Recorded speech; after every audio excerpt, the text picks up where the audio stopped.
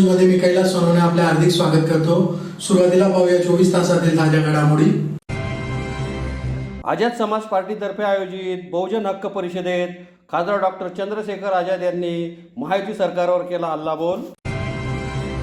प्रदूषणमुक्त दिवाळी अभियान राबवून मोठ्या आवाजाच्या फटाक्यांवर बंदी घालण्याची मागणी। धुळे जिल्हा फोटोग्राफर असोसिएशन तर्फे फोटोग्राफर व व्हिडिओग्राफर यांच्यासाठी कार्यशाळा संपन्न। जायंट्स फॅन्सी ड्रेस स्पर्धेचा बक्षीस वितरणाचा सोहळा संपन्न। आणि श्रीकृष्ण कॉलनी येथील मोबाईल टावर उभारणीचे काम त्वरित थांबवण्याची नागरिकांची मागणी। आता बातमीपत्र विस्ताराने। धुळे शहरातील संतोषी माता चौक येथे आझाद समाज पार्टीतर्फे आयोजित बहुजन हक्क परिषदेत खासदार डॉक्टर चंद्रशेखर आझाद यांनी भाजप महायुती सरकारवर जोरदार हल्लाबोल केला। धुळे शहरातील संतोषी माता चौक येथे आझाद समाज पार्टीतर्फे आयोजित बहुजन हक्क परिषदेत खासदार ॲडव्होकेट चंद्रशेखर आझाद यांनी भाजपच्या महायुती सरकारवर महागाई, बेरोजगारी या विषयांवर जोरदार टीका करीत जनतेचे राज्य आणण्याचे उपस्थितांना आवाहन केले। प्रास्ताविकात प्रदेशाध्यक्ष आनंद लोंढे यांनी आयोजित बहुजन हक्क परिषदेबाबत माहिती दिली। खासदार चंद्रशेखर आझाद यांनी बोलताना भाजप महायुती सरकारवर जोरदार हल्लाबोल केला। यावेळी उपस्थित जनसमुदायाने आझाद यांना भरभरून प्रतिसाद दिला। या प्रसंगी केंद्रीय प्रभारी गौरी प्रसाद उपासक, राज्य प्रभारी अविनाश शांती, प्रदेश प्रवक्ता सुमित कांबळे, प्रदेश मुख्य महासचिव मनीष साठे, महिला प्रदेशाध्यक्षा नेहा शिंदे, प्रदेशाध्यक्ष लिगल सेलचे तौसिफ भाई, महाराष्ट्राचे प्रदेशाध्यक्ष आनंद लोंढे, जिल्हाध्यक्ष आबा अमृतसागर, ज्येष्ठ नेते मुकुंद सिरसाट, किरण गायकवाड, शहराध्यक्ष भैया वाघ, दावल वाघ, किरण माने, विजय सावकरे, भीम आर्मीचे प्रदेश उपाध्यक्ष राहुल वाघ, जिल्हाध्यक्ष संजय चव्हाण, शहराध्यक्ष निशांत मोरे यांच्यासह पदाधिकारी मोठ्या संख्येने उपस्थित होते। शुक्रिया अदा करूंगा आजाद समाज पार्टी के टीम का, महाराष्ट्र के पूरे देश का, भीम आर्मी के महाराष्ट्र लेकर पूरी टीम का। भाई आपके साथ डटकर खड़े रहे। जब लोग अन्य पक्ष में जा रहे थे, बड़े बड़े न्योते आ रहे थे, लेकिन आप पे भरोसा था और आपने वो भरोसा नगीना से, जहां पे देश का प्रधानमंत्री चौथे राउंड तक पीछे था, वहां आप पहले राउंड से आगे चल रहे थे। हमें देश के भविष्य का कौन सा चुनाव, कौन सा पक्ष चुन के आएगा, बीजेपी आएगी या कांग्रेस आएगी, हमें ये लेना देना नहीं था। हमारा सिर्फ लक्ष्य था यूपी का, हमारा नगीना का, हमारा भीम आर्मी आजाद समाज पार्टी का शेर कब बाहर आएगा। जब दोपहर के 1:30 बजे 2 बजे हम संपर्क में थे, हमारे वहां पे राज्य के प्रभारी अविनाश जी ज्वाइंट थे। अभी तो हमें नई ताकत मिली है, गौरी शंकर जी, गौरी प्रसाद जी आपने हमें दिया है, 2 प्रभारी हमें मिले। पूरा तरीके से यहाँ पे ध्यान रखा जा रहा है। आज आजाद समाज पार्टी महाराष्ट्र में प्रमुख जिलों में अपनी ताकत दिखा चुकी है। भाई एक ही बात कहेंगे हम, यहाँ पे एक शराब की दुकान थी। शराब की दुकान मतलब बहुत छोटी बात होती है भाई, लेकिन वो डॉक्टर बाबा साहब अम्बेडकर के पुतले के पीछे थी। जो भी आता था एक ही बात कहता था, अम्बेडकर पुतले के पीछे जाओ और शराब लेके आ।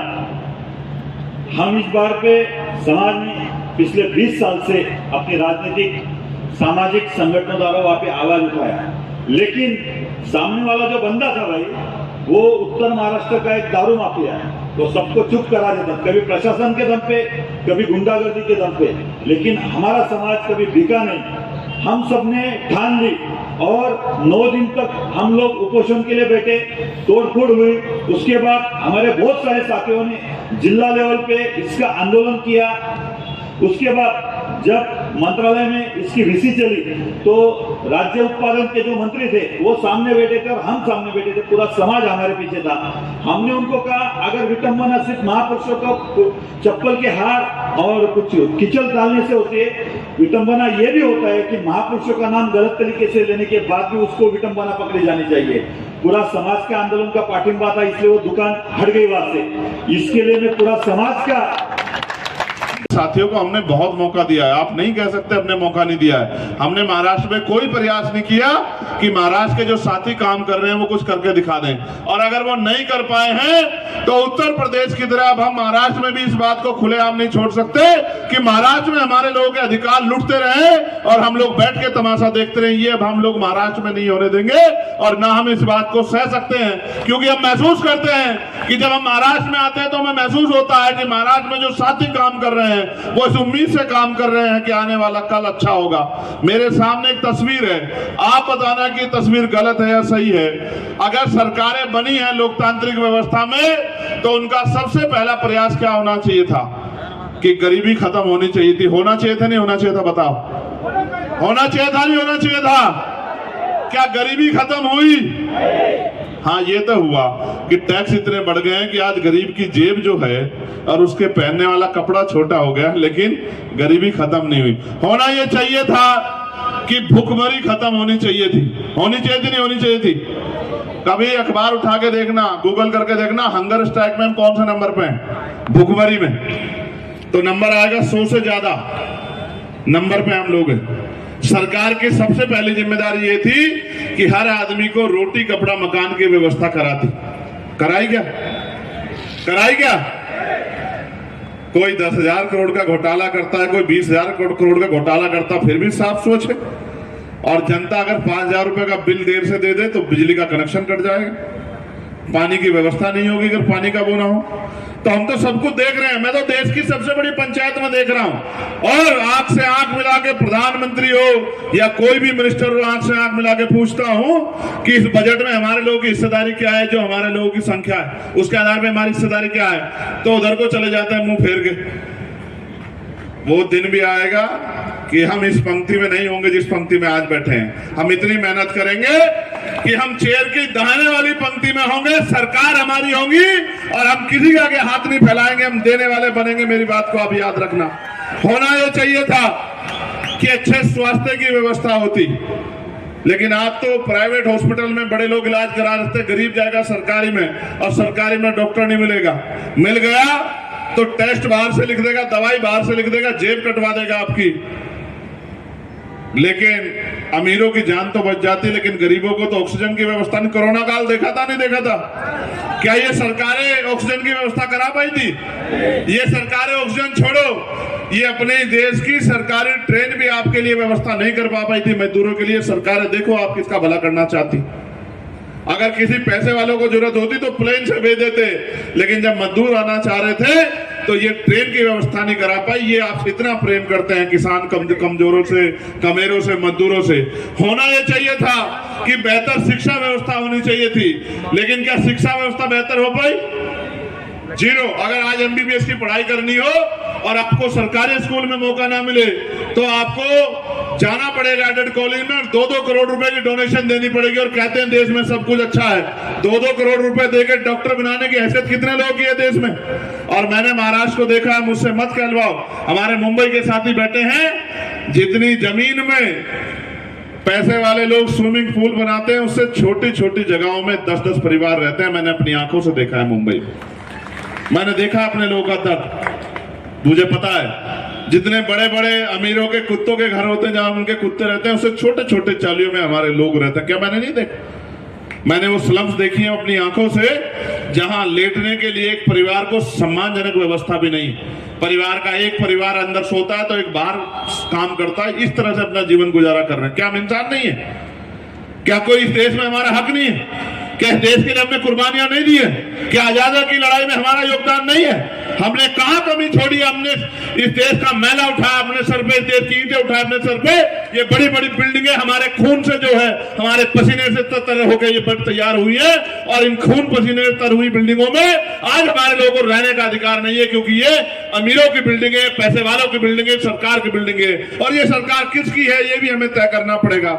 मैं तो बस आपको कहना चाहता हूं, क्या पीने के लिए साफ पानी की व्यवस्था होनी चाहिए थी नहीं होनी चाहिए थी? आप आपको आर्थिक रूप से मजबूत करने के लिए जो पढ़े लिखे नौजवान बेरोजगार घूम रहे हैं उनके लिए रोजगार की व्यवस्था करती, या फिर उनको भत्ता देके अपने पैरों पे खड़ा करती कि उनको किसी के आगे पैर ना हाथ ना झुकाना पड़े, हाथ ना फैलाना पड़े, और जब तक वो पढ़ाई करे तो बेहतर से बेहतर पढ़ाई और उसकी जेब में पैसे की व्यवस्था उसकी जेब चलाने के लिए करनी चाहिए सरकार को। लेकिन कहां की है?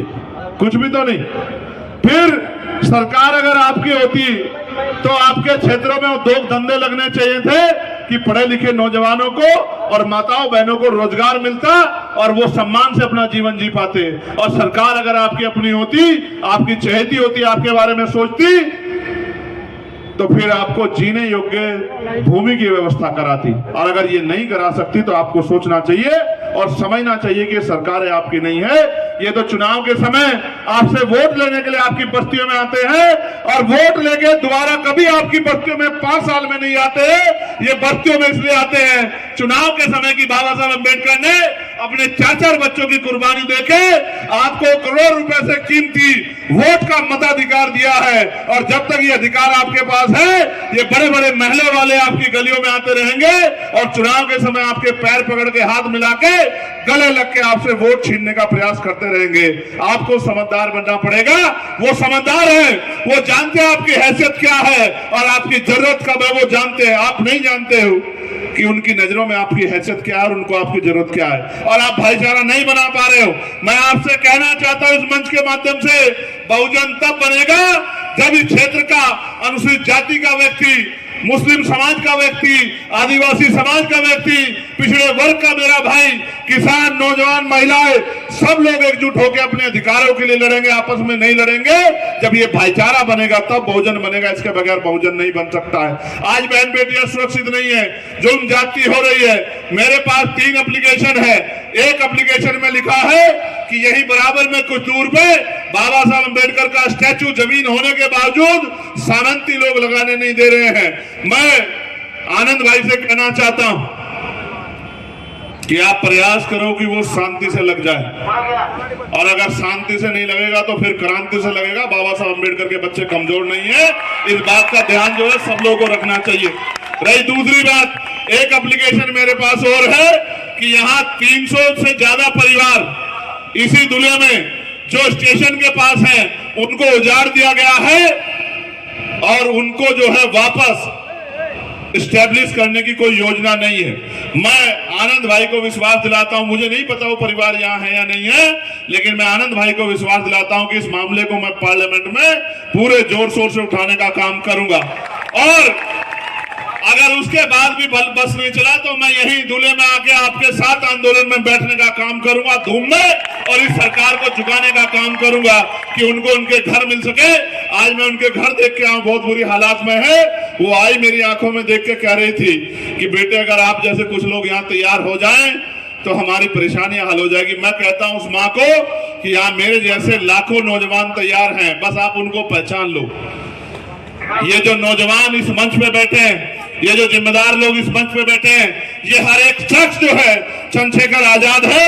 आप बस मेरी तरह, जिस तरह उन्होंने मेरे हाथ मजबूत करे हैं, आप इनके हाथों को मजबूत कर दो, फिर देखना कि आपकी तरफ कोई आंख नहीं उठा के देख पाएगा। और एक एप्लीकेशन मुझे दी गई है हमारे सम्मानित साथियों द्वारा, जो महार रेजिमेंट में जो परेशानियां आ रही है मध्य प्रदेश में जहाँ यूनिट है, उनको लेके मैं उनको विश्वास दिलाता हूं। उनकी एक सबसे बड़ी जो तकलीफ है वो ये है कि पहले महार रेजिमेंट में जय भीम का नारा शान से बोला जाता था। यही है नहीं है भाई, अब रोक रहे हैं कि जय भीम का नारा नहीं लगाने दे रहे हैं। मैं आपको विश्वास दिलाता हूं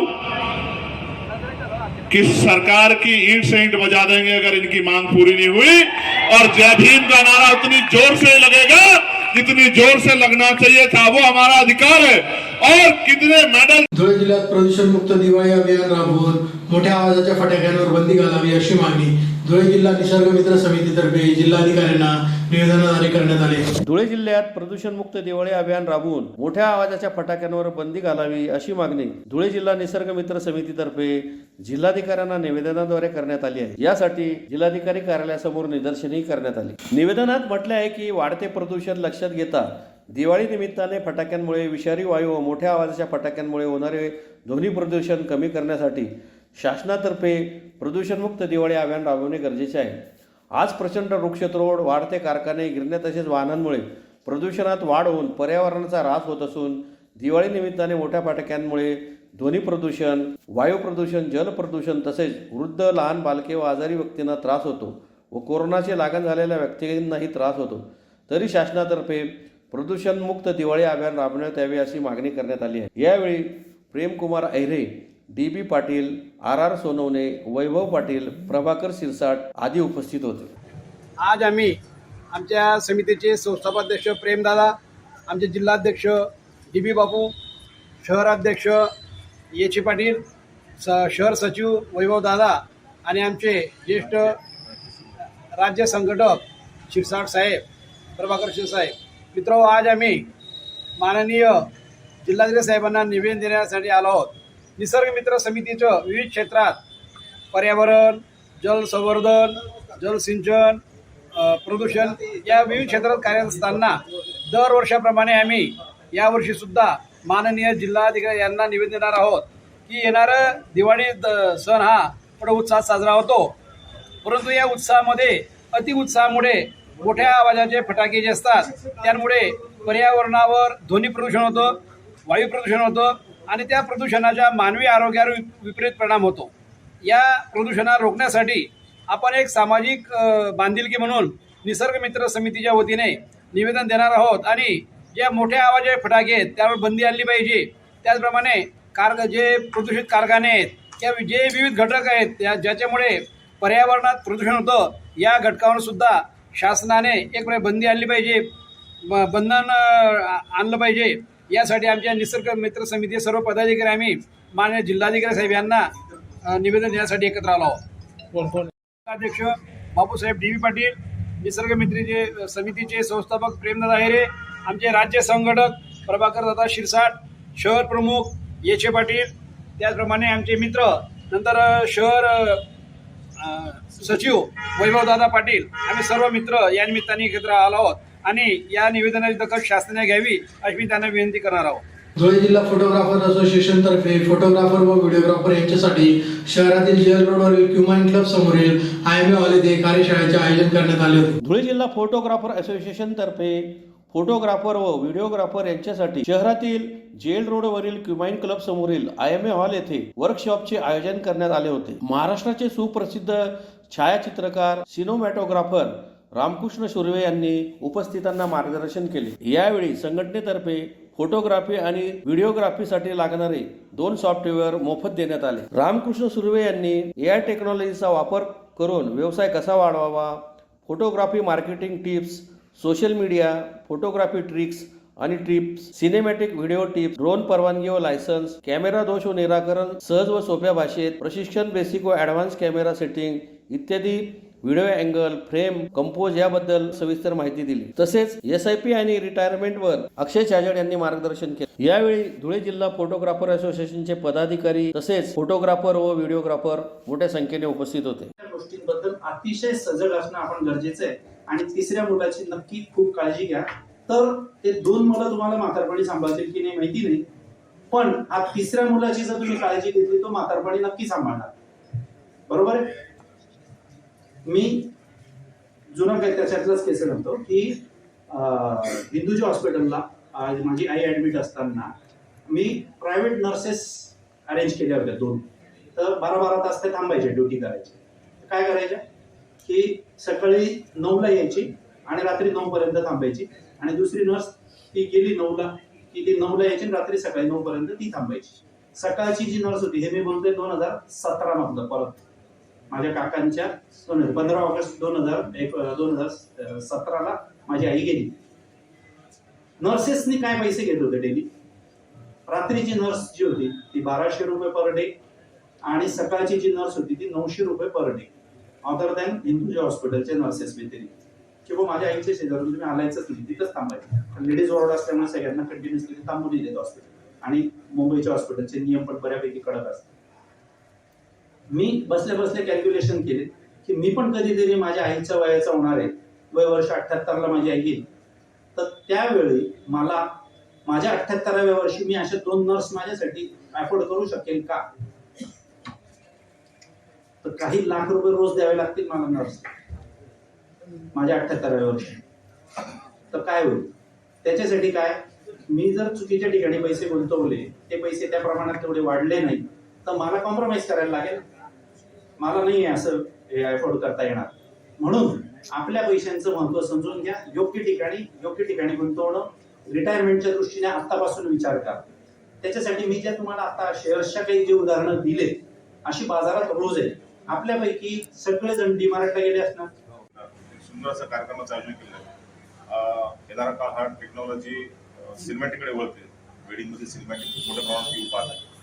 तर त्यासाठी टेक्निकल नॉलेज देण्यासाठी मी रामकृष्ण सुरू या ठिकाणी आलो. आणि तत्पूर्वी छाजेड सर आहेत, जे धुळ्याचेच आहेत, त्यांनी खूप सुंदर असं अर्थव्यवस्था, एका व्यावसायिकाची अर्थव्यवस्था कशी असली पाहिजे, गुंतवणूक कशी केली पाहिजे, स्वतःचं बँक बॅलन्स कसं मेंटेन केलं पाहिजे, या 2 सेशनचा आज या ठिकाणी कार्यक्रमाचं आयोजन आहे. आणि IMLचा हॉल पूर्ण भरलेला आहे. म्हणजेच की जिल्ह्यातील सर्व फोटोग्राफरनी या ठिकाणी सहभाग दिला आहे. मी अध्यक्षांचा आभार मानतो की त्यांनी खूप सुंदर नियोजन केलेलं आहे. आणि हा कार्यक्रम सकाळी 10 ते संध्याकाळी 7 वाजेपर्यंत चालेल अशी अपेक्षा आहे. धन्यवाद. शिंदखेडा जायंट ग्रुप तर्फे घेण्यात आलेल्या जायंट फॅन्सी ड्रेस स्पर्धेचा बक्षीस वितरणाचा सोहळा मान्यवरांच्या उपस्थितीत संपन्न झाला. जायंट्स ग्रुप ऑफ शिंदखेडा तर्फे घेण्यात आलेल्या जायंट्स फॅन्सी ड्रेस स्पर्धेचा बक्षीस वितरणाचा सोहळा बालरोग तज्ज्ञ डॉक्टर जगदीश बोरसे यांच्या अध्यक्षतेखाली संपन्न झाला. जायंट्स ग्रुप ऑफ शिंदखेडा तर्फे घेण्यात आलेल्या जायंट्स फॅन्सी ड्रेस स्पर्धा 2024 ही दांडिया थीमवर घेण्यात आली. या स्पर्धेत शिंदखेडा शहर व परिसरातील 2 ते 12 वर्षातील मुलं व मुलींनी सहभाग नोंदवला. या स्पर्धेत प्रथम, द्वितीय व तृतीय स्पर्धकांना अनुक्रमे ट्रॉफी व शैक्षणिक भेटवस्तू तसेच सर्व सहभागी स्पर्धकांना देखील भेटवस्तू देण्यात आल्या. या स्पर्धेत प्रथम शिव रिंकू गोसावी, द्वितीय आरोही जतीन बोरसे व तृतीय रुही परेश वाणे हे आले. त्यांना मान्यवरांच्या हस्ते बक्षीस वितरण करण्यात आले. या प्रसंगी ग्रुपचे अध्यक्ष राहुल वर्मा, सचिव सागर देसले, किरण शेवाळे, डॉक्टर देवेंद्र पाटील, प्राध्यापक जितेंद्र पाटील, अमोल मराठे आदी उपस्थित होते. कार्यक्रमाचे सूत्रसंचालन भागवत डिग्राळे यांनी केले. धुळे शहरातील श्रीकृष्ण कॉलनी येथील विजय चौधरी यांच्या घरावर सुरू असलेले मोबाईल टावर उभारणीचे काम त्वरित थांबवावे या मागणीसाठी परिसरातील नागरिकांतर्फे जिल्हाधिकारी कार्यालयासमोर निदर्शने करण्यात आली. धुळे शहरातील श्रीकृष्ण कॉलनी येथील विजय बाबूराव चौधरी यांच्या प्लॉट नंबर 10 मध्ये उभारण्यात येणाऱ्या मोबाईल टावरचे काम बंद करावे या मागणीसाठी परिसरातील नागरिकांतर्फे जिल्हाधिकारी कार्यालयासमोर निदर्शने करून निवेदन देण्यात आले आहे. निवेदनात म्हटले आहे की आम्ही श्रीकृष्ण कॉलनी, शिवप्रभू कॉलनी, विद्युत नगर येथील रहिवासी असून श्रीकृष्ण कॉलनी येथील विजय चौधरी यांच्या प्लॉट नंबर 10 या जागेवर टावर उभारणी होत आहे. स्वतः जीवाच्या व आरोग्याच्या भीतीने ते दुसरीकडे राहण्यात जाणार आहे. केंद्र सरकारच्या नियमाप्रमाणे सन 2012च्या नियमांचे उल्लंघन करण्यात आलेले आहे. तिथे बांधकाम एकदम चुपचाप होत होते. परिसरातील नागरिकांच्या रहिवाशांच्या लक्षात आल्यानंतर उडवाउडीची उत्तरे दिल्यानंतर येणाऱ्या बांधकाम साहित्यामुळे सदर बाब लक्षात आली आहे. टावर उभारताना प्रथम प्राधान्य वनक्षेत्रास देण्यामागे मानवी जीवितास हानी होऊ नये म्हणून प्राधान्य दिले जाते. त्याचा अर्थ मानवी रहिवास व जीवितास हानी होऊ नये यासाठी हा नियम आहे. परंतु तरी देखील सदर टावरचे बांधकामे चुकीच्या पद्धतीने रहिवाशांच्या डोळ्यात धुळफेक करून होत असल्याने सरकारी निमसरकारी अधिकाऱ्यांनी तात्काळ दखल घेऊन सदर टावरचे काम बंद करावे व रहिवाशांना रेडिएशनच्या माध्यमाने होणाऱ्या जीवितहानी, व्यंग व आजार व उपचार यापासून सुरक्षित करावे अशी मागणी करण्यात आली आहे. यावेळी राजेश दयाल, पियुष अमृत सागर, दीपक दयाल, बलराम बारसकर, विनोद चौधरी आदी उपस्थित होते. वाणी बहुउद्देशीय मंगल कार्यालयाच्या बाजूला श्रीकृष्ण कॉलनीमध्ये चौधरी नामक जो व्यक्ती आहे, विजय बाबूराव चौधरी म्हणून, त्या व्यक्तीने त्याच्या खाजगी बिल्डिंगवरती हे टावर उभा केलेला आहे. आणि तो टावर उभा करण्यासाठी त्याने तिथं ज्या सह्या वगैरे NOC वगैरे द्याव्या लागतात परिसरातल्या नागरिकांच्या, त्या त्यांनी बोगस घेतलेल्या आहेत असं आम्हाला कळालेलं आहे. तो टावर परिसरामध्ये आल्यानंतर तो स्वतः ते घर भाड्याने देऊन दुसरीकडे राहायला जाणार आणि परिसरातल्या नागरिकांना मॅग्नेटिक रेडिएशनचा धोका निर्माण करणार. टॉवर हा मॅग्नेटिक रेडिएशनचा प्रसारण करतो आणि त्याच्याने जीविताला धोका असतो. हे सायंटिफिकली प्रूव्ह झालेलं असताना सुद्धा आणि शासकीय नियम असा आहे की टॉवर्स हे जे आहेत, एक मिनिट जरा शांतता ठेवा जरा, ते टॉवर जे आहेत ते टॉवर हे टॉवर जे आहेत हे गावाच्या बाहेर किंवा जिथं नागरी वस्ती कमी असेल अशा ठिकाणी उभारले गेले पाहिजेत असे याचे ट्रिब्युनलचे निर्णय आहेत. असं असताना सुद्धा यांनी ह्या पद्धतीने टावर उभारणं हे मुळातच अवैध आणि चुकीचं आहे. याला ज्या संबंधित विभागांनी परमिशन दिलेली आहे ती पूर्ण चुकीची आहे आणि त्याच्या निवेदनासंदर्भात आम्ही 30 तारखेला निवेदन दिलं आहे, दुसरं आम्ही 9 तारखेला दिलं आहे आणि तिसरं आज आम्ही दिलेलं आहे. आज द्यायला आम्ही महानगरपालिकेमध्येच गेलेलो होतो, परंतु तिथं कुठलाही कोणताही पदाधिकारी जो आहे अधिकारी जो आहे तो उपस्थित नसल्या कारणाने ती नगरपालिका आजच्या घडीला लावारिस आहे. म्हणून आम्हाला नाईलाजाने नगरविकास खाते कलेक्टर यांच्याकडे येऊन हे निवेदन द्यावं लागलेलं आहे. तरी संबंधित निर्णय घेऊन याच्यावर कारवाई करावी, अन्यथा शांतता सुव्यवस्था जर बिघडली तर त्याला सर्वस्वी हे सगळे प्रशासकीय अधिकारी जबाबदार राहतील याची प्रशासनाने सुद्धा नोंद घ्यावी. पुन्हा एक नजर ठळक घडामोडींवर. आझाद समाज पार्टीतर्फे आयोजित बहुजन हक्क परिषदेत खासदार डॉक्टर चंद्रशेखर आझाद यांनी महायुती सरकारवर केला हल्लाबोल. प्रदूषणमुक्त दिवाळी अभियान राबवून मोठ्या आवाजाच्या फटाक्यांवर बंदी घालण्याची मागणी. धुळे जिल्हा फोटोग्राफर असोसिएशनतर्फे फोटोग्राफर व व्हिडिओग्राफर यांच्यासाठी कार्यशाळा संपन्न. जायंट्स फॅन्सी ड्रेस स्पर्धेचा बक्षीस वितरणाचा सोहळा संपन्न. आणि श्रीकृष्ण कॉलनी येथील मोबाईल टॉवर उभारणीचे काम त्वरित थांबवण्याची नागरिकांची मागणी. याचबरोबर श्रीराम टाइम न्यूजचे बातमीपत्र संपले. दिवसभरातील ताज्या घडामोडींसाठी पाहत राहा श्रीराम टाइम न्यूज. व्हिडिओ पुढील प्रसारणात. तोपर्यंत नमस्कार.